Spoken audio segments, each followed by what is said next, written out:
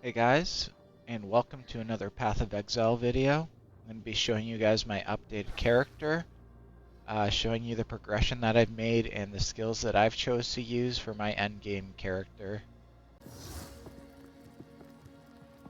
So I'm level 77, 275 dexterity, 1300 life, 670 mana, 108 spirit, 92 evasion. Resistances are still really bad. That's something I could use some advice on.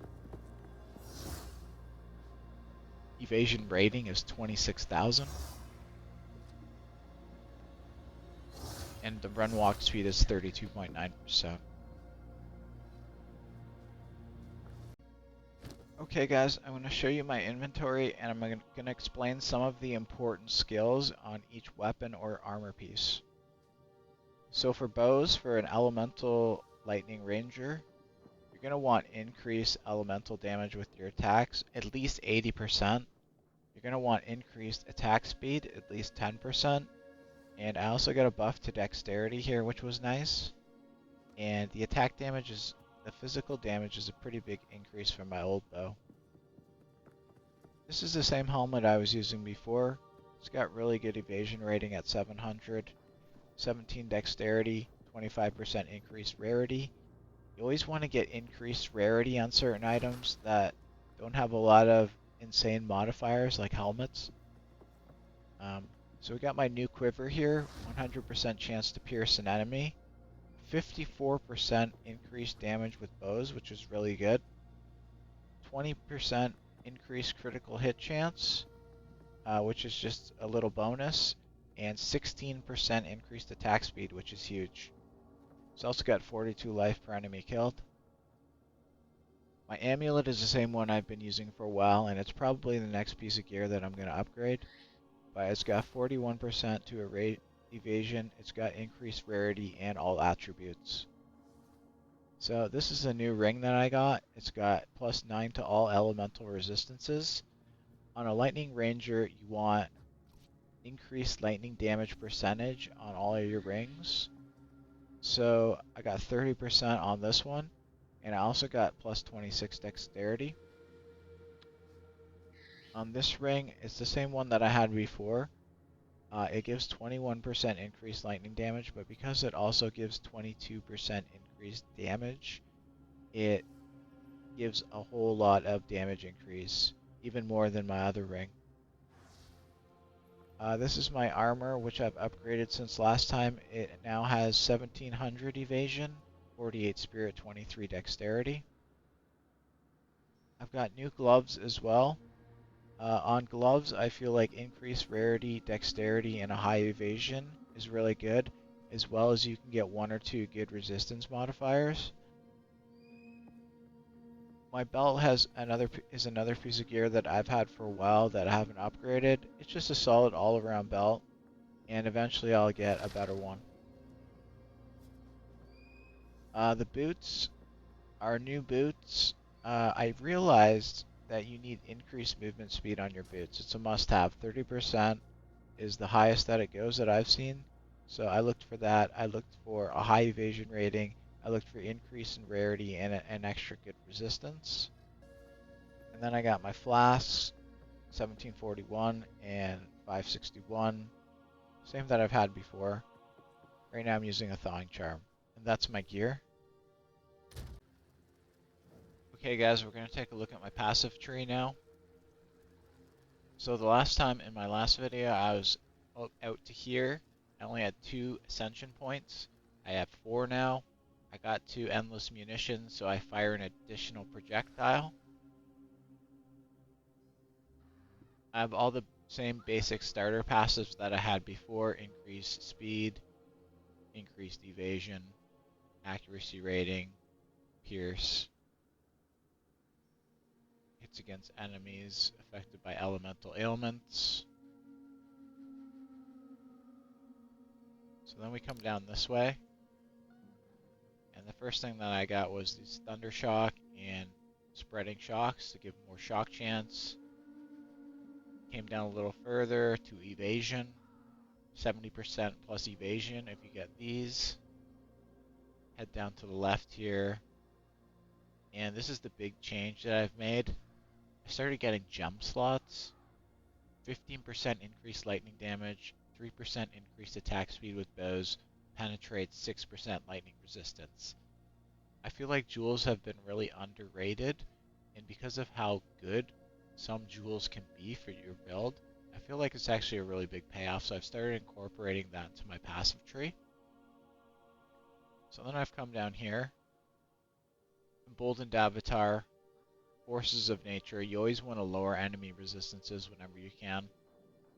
Come down here, increased chance to shock, penetrates lightning resistances again, and then Lightning Rod, damage with non-critical hits is lucky, also very good. And then I took a little split off down at the end here, and I went to the next gem slot. 15% increased lightning damage, 4% increased attack with bows, 13% increased elemental damage, 28% increased lightning damage if you add that up. And that's one slot. And that's why I'm really starting to like these gem slots. Over here, I branched out as well. Got another gem slot. 15% increased lightning damage, 4% attack speed with bows, 9% elemental damage. We go back up the other way.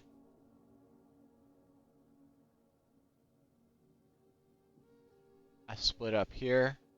I come down here. I get exploit. 25% increased damage with hits against enemies affected by elemental ailments like shock. And then I get this jewel slot, 13% increased lightning damage, 4% increase with bows, 7% chance to poison on hit. And then if we go down this way, I get the quiver skills because it adds so much bonuses to your quivers. I come up, I branch up, I get lightning resistance again, penetration. I go up here and I get this 15% increased damage for each type of elemental ailment on the enemy.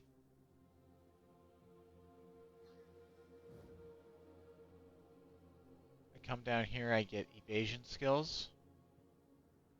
I branch off here and get another jewel. 15% increased lightning damage, 20% increased evasion, 4% attack speed, increased mana leached. I keep spreading down this way. I come to these frazzled, 30% increased magnitude of the shock you increase, and then rattled, increase the duration. I go one more further, and I get this next jewel slot, another increased damage and attack speed jewel. And that's how my passive tree has played out up until now. It's always possible that I'm going to tweak it again, and in a couple days I could have a completely different build again, but as for now, this is what I'm using, and it has very high DPS.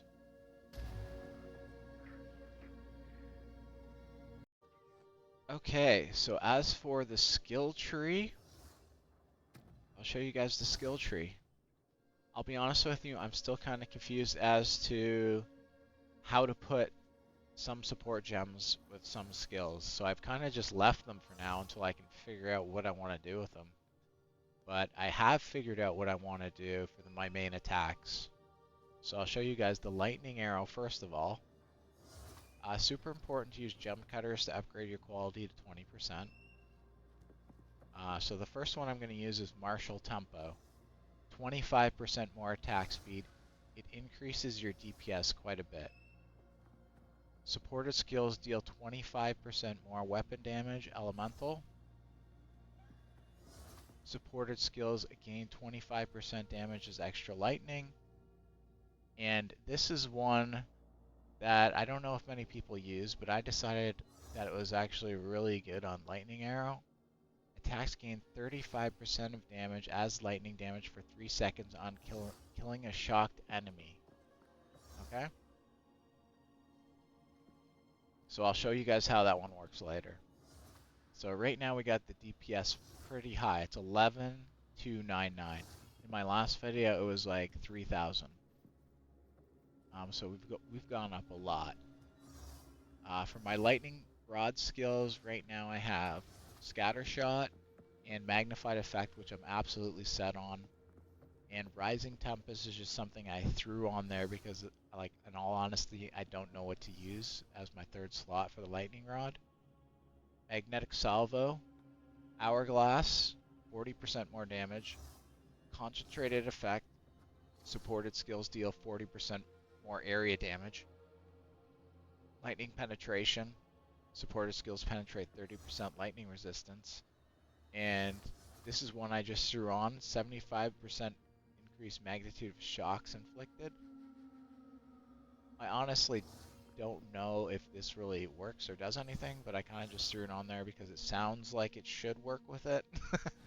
But honestly, I don't know. It doesn't increase the DPS or anything, but I'd love to hear some like feedback from some of the viewers and just tell me what you think about what I should do for some of these support skills that I don't have set up. But Herald of Thunder, I really like what I got. I like putting Lightning Mass around this. This gives it a little DPS kick. 2559, 2391. You know, it's not a whole lot, but it's there. And then I got supported skills have 100% more chance to shock. I feel like that should help. Not 100% sure. More accuracy and inflict lightning exposure. This is something I'm just starting to like play around with. So this could get taken out possibly. Because when I take that out, look at the damage, it goes way up. But I just want to see this lightning exposure and see if it pays off. If it feels like it pays off. Wind Dancer, Cannibalism, that's all I got in it. Again, could use some more advice on what I should put in there. Voltaic Mark, I really like the skills I put in here. Culling Strike, Inevitable Critical, and Execute. 40% more damage if it's got low health. 25% increased critical chance each second, up to 100%. And supported skills have Culling Strike. Like, I think that's really strong for a full take mark. That actually works out really good for me. Then Shock Chain Arrow, I don't really use. It's just kind of there and has some skills on it. And so I'll show you guys now how this character works.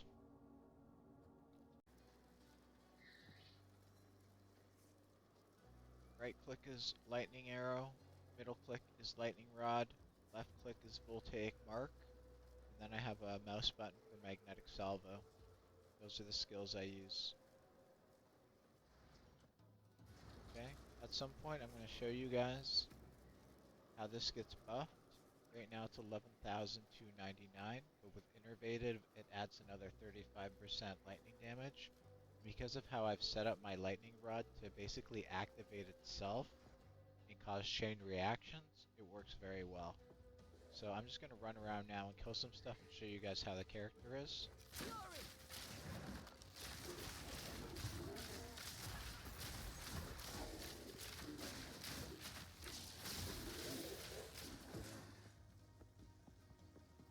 So I use my lightning arrow skill, and then if things get a little tough, I'll put down some rods which will further increase the buff.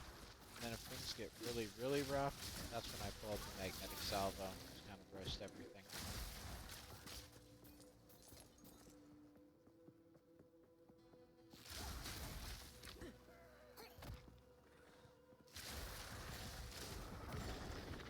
So that was an elite enemy there. You didn't see it, but he died.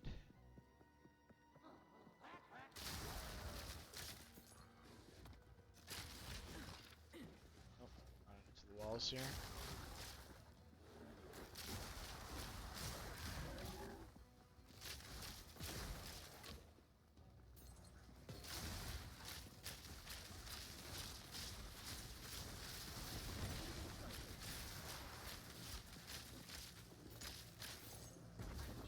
You'll have to forgive my graphics. I'm running on a GTX 1080 Ti, which is about 9 years old now. So I'm not even using my mark yet, because I haven't really needed it. But I can always mark guys and cause even more damage. I'm going to show you guys something.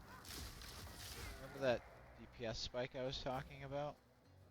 So your normal damage is 11,299, but watch what happens when I start fighting.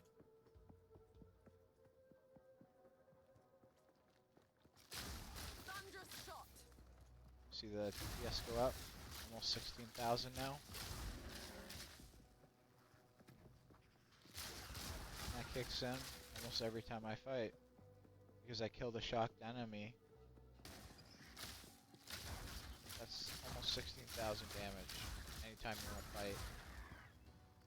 So I just wanted to show you guys that. So we got a boss down here, so we're gonna go fight him.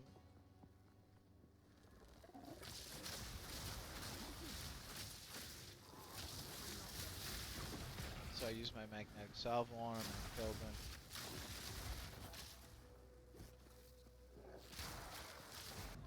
Now I'm going to show you guys a tier 5 map just to kind of show you that it does scale up. So here's a tier 5 map.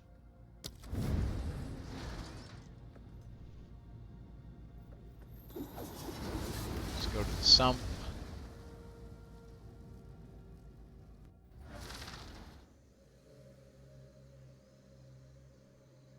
Okay, I don't really like the sump, but it'll have to do.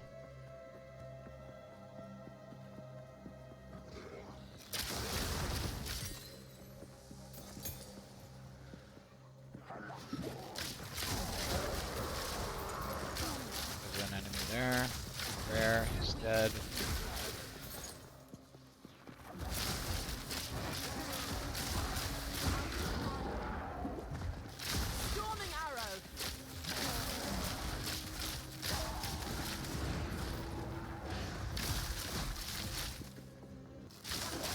So we're gonna mark this guy, see how much extra damage it does. He's dead. Oh, he's not dead. Now he's dead.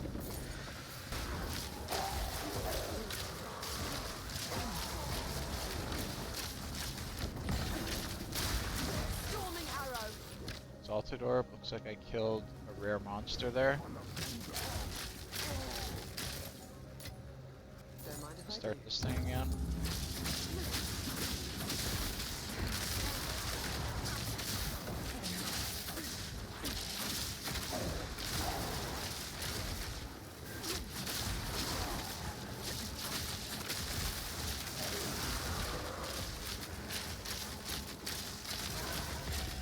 Okay. Oh, damn it, swing it. He's dead. Okay. So that's it for my new video. That's my build, that's my character, those are my skills. And I wanted to show you guys some more gameplay footage this time. Hope you guys enjoyed the video. Let me know what you guys think in the comments and any tips that you guys might have. Thanks, and I'll see you in the next one.